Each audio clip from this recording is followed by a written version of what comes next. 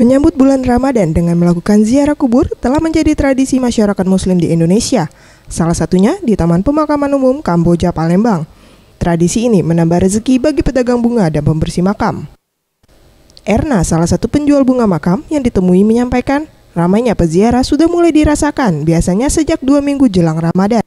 Dan tradisi ini membuat ia dapat menjual 100 kantong bunga tabur yang dibanderol dengan harga 3 kantong Rp10.000. Rame ya,